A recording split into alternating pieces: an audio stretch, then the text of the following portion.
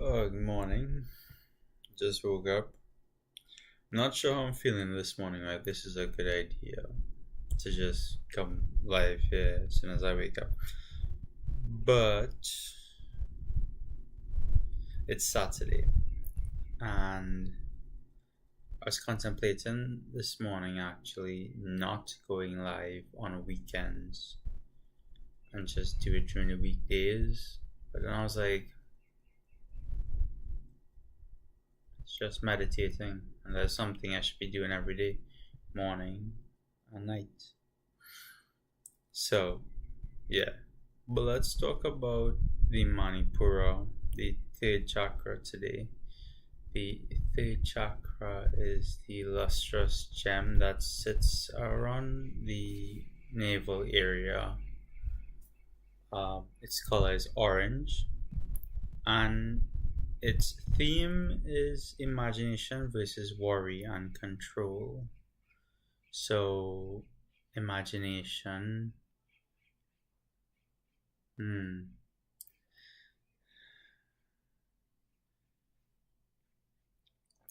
Knowledge that's unapplied becomes imagination. So, when you learn something, you study something, you research something, but then you don't apply it within your daily life or actively utilize that knowledge in some way or form that could benefit you, it becomes first a thought. And before you take action on anything intentionally, you must have a thought of that something, of what you want to use it for and how you want to apply it, and what limitation is it going to target to overcome that. There's no other reason for any action to be willingly taken, because it will all fall on the tangent of wanting to break past a limit. If not your limit, it's a limit of some kind. The act of taking an action creates a situation where a consequence happens. What a good consequence or a bad consequence, it doesn't matter. It just means that an action creates an event where a reaction happens or a response. But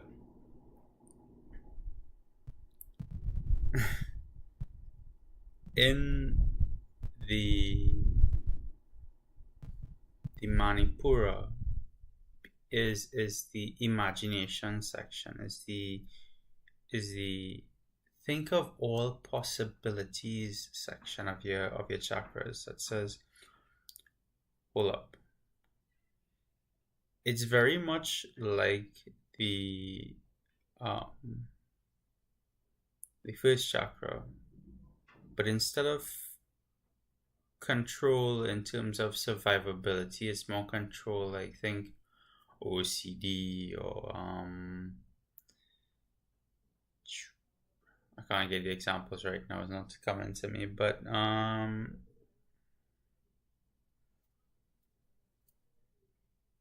you want to control things, you want to control the situations in your life, and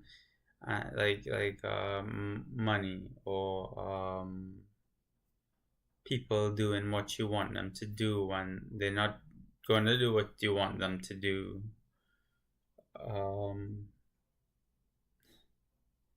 Trying to find like real life scenarios, yeah, but you get the gist of it. I'll talk more about it in some other time. um so imagination versus worry. If we of our thoughts create our reality, right? The perception of what we want to see or think of, and then take action towards it, we create reality by acting on our thoughts, our intentions. But what happens when all we could think about is worry and everything bad happening? Well, that would be called a worry. And if this is the case, then it means then that chronic worry is literally praying for the very worst outcome to happen, because that's all you're thinking about constantly. Whereas if you foster good thoughts, think of the possibility of good. You give yourself the opportunity for good to happen to you. So there's an activity I like doing, and you could do this with me right now. Let's do this together, right?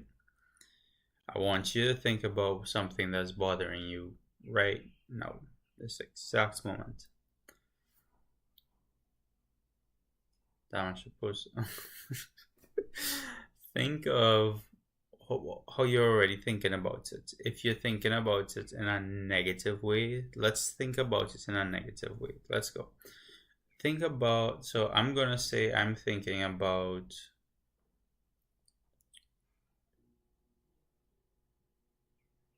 something very simple. Go into the grocery store right out the road to get some stuff, and to make a pizza, right?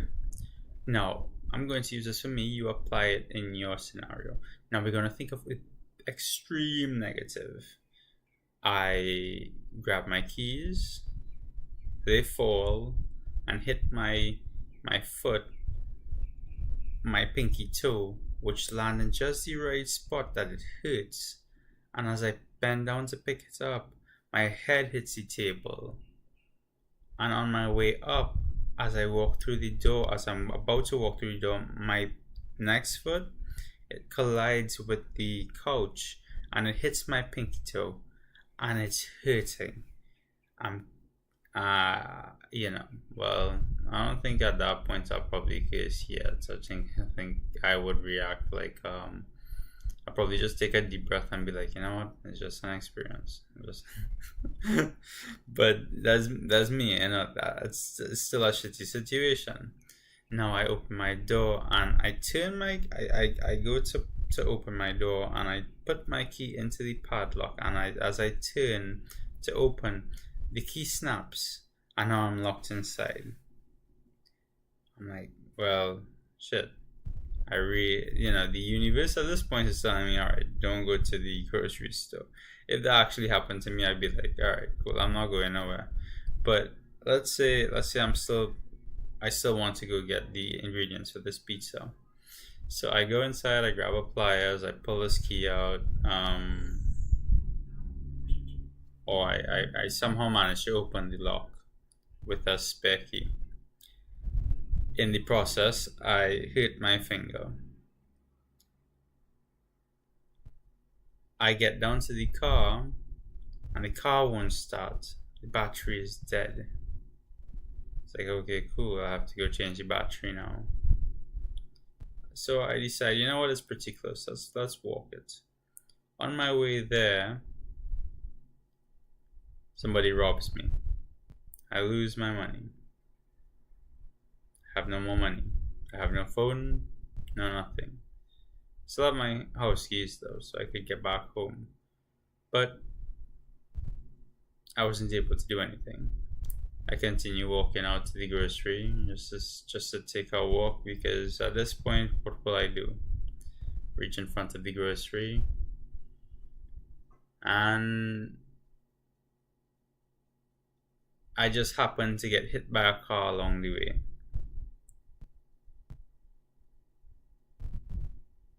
And then I die in the most painfully agonizing way possible. Outstretched on the road, limb across from me, and I'm spayed out on the asphalt, hot by the way, bleeding out, conscious, but just barely fully feeling all of the pain. Now you could see how negative that perspective is. Really goes into the extreme negative. Now let's think of the extreme positive. We're gonna flip the script, okay? I want to go to the grocery to get ingredients for pizza. So I get up and I go to put the key into my door. As I turn it, my phone rings. An investment I had made a couple years back just shot up, and I'm now rich. I can now buy 1 billion pizzas. So I was like, okay, cool. I'm absolutely loving this. I get instant dopamine spikes because it's like, wow, we could do stuff, right? I mean, money isn't everything, but it helps. We open the gate. I get down to the car. The car starts. Everything is nice. Everything is good. And as the car is turned on, my favorite song comes on the radio. Like, oh, I'm vibing. All right, nice. There's the perfect temperature outside. Actually, it's not too hot. It's not too cold. On my way to the grocery, somebody stops me and say, "Here's $500. We're just giving away this money to help out in the area, and we'd like to give you this too." I decline because I just got my app says, you know what, we have some money now. I think that money could be given to somebody else, and it was like, no, they don't accept it. They give me it. And I was like, okay, cool. Now I don't even have to spend any money from. Remember that investment money isn't going to just pay me just after liquidated first. So we don't have to spend our actual cash that we currently had. It's like, oh, okay, nice. On my way there,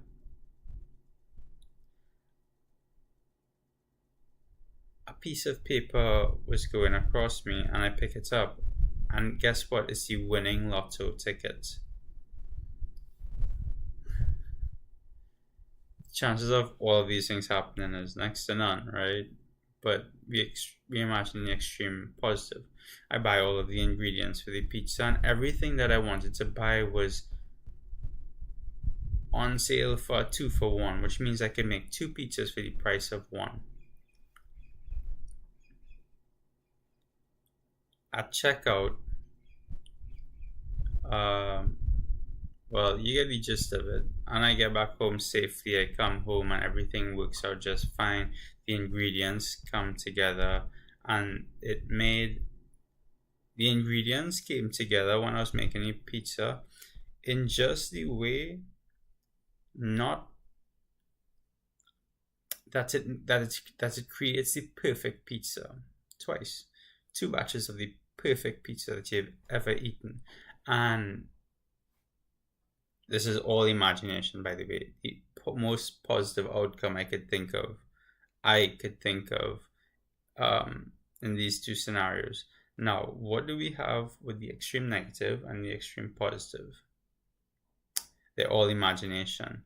The pendulum of reality swings somewhere in the middle of these two and says, all right, the extreme positive is most likely not going to happen, and the extreme negative is most likely not going to happen, yet both of them still become or is a reality that could be somewhere, somehow, because there's possibility. But the most likely outcome is the scenario between the two of them. So when we remember that we are safe, we don't have to worry about the external. The external is going to happen. But if we consider that we are currently in the present moment, not in survival, and is safe, if we could remember this only, we can then take action on our imagination, our intentions, without being encumbered by the fear of possible outcomes happening that's not likely real. You see, the imagination factor pulls us out of the present and puts us into a real dangerous situation. In the case we saw with the first chakra, the Muladhara, the fear factor, like we could be taking a walk in the woods, and all of a sudden, I'm not taking a walk in the woods with you no more. I'm fighting an animal for my life because I'm imagining, what if a bear comes? And there's no bears in Trinidad where I live, but what if a bear comes and just, gouges me out and like starts to eat me, and then I'm just there like, dying, when in reality there's no bear, there's no animal in, at least where I live. It's probably like ocelots, which is like a wild cat. But even they don't attack humans that much, if anything. Actually, I've never heard them attack humans. Most we have is snakes, but even then. Okay, so enough on that. This is quite the expansive topic. I still have more to talk about on the third chakra, but let's leave this for another day instead. Let's do a meditation on anxiety. Anxiety is a third chakra problem related also to the first chakra, but it's coming from a place of wanting to give up control, wanting to take control of your life, when the easiest thing that you have to do is to relax. And one of the coolest things I heard in a long while is that when the external reality is really busy, find some time to calm and center yourself and stay still. Let it shift. And when it's died down and it's cool and it's safe, it's the external reality outside of you is calm. You get up and you start to make some moves. You start to shift things. You start to do things, and then stop when you see it start to move again. So it's quite cool. All right, so sit with your back straight. Oh, excuse me. Breathe with your diaphragm deeply, and we're gonna hold it into our stomach just for a little bit before we exhale. Inhale.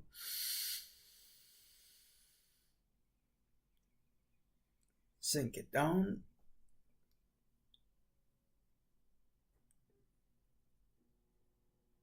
Exhale. This exercise may make you feel a bit lightheaded. Inhale.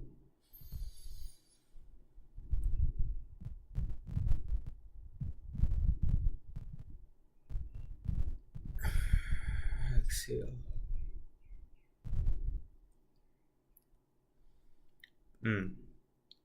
Another key tip whenever you are feeling or experiencing anxiety and you can't really do a meditation, 2 sharp inhales followed by 1 exhale should do the trick at calming you down. That's good.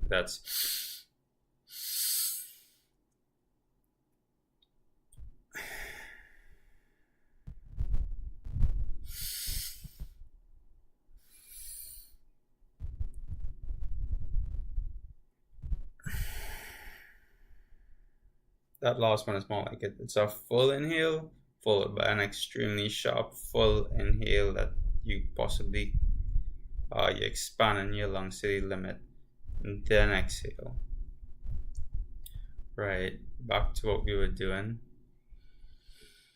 So breathe normally with your diaphragm for now.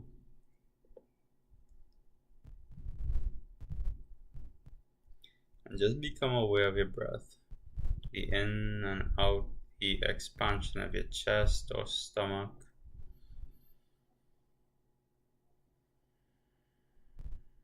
And its contraction.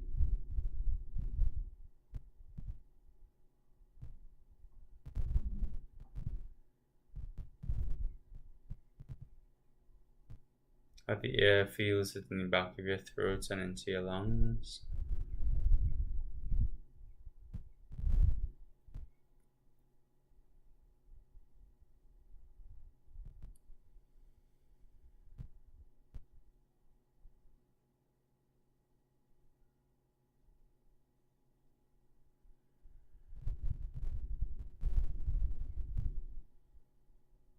How the air feels hitting your nose when it leaves.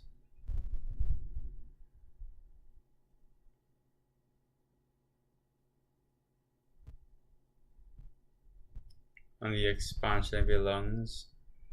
How it feels right before it contracts and you exhale.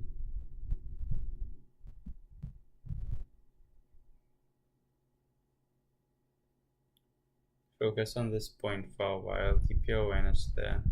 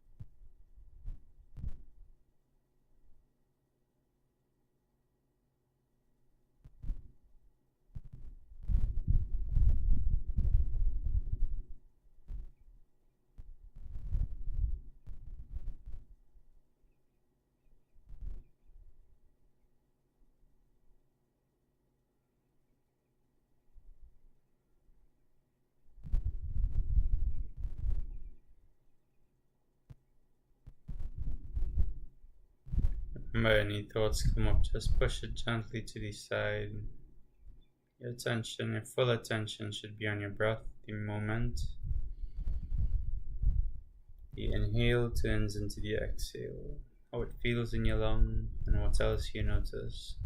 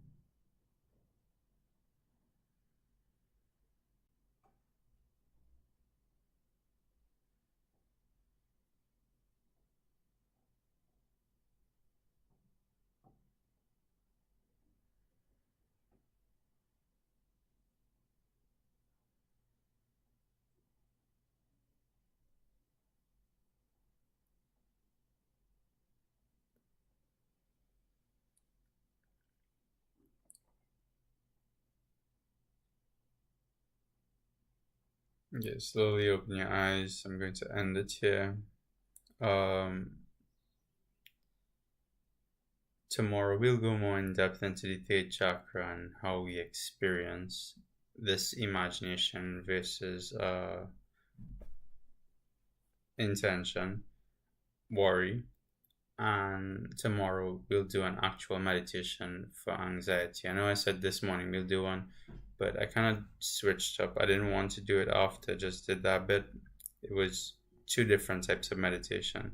So tomorrow we'll do one for anxiety, in particular in correlation to the third chakra and how that can affect us. All right. Well, thank you. Thank you for watching. Have a good day today. I love you.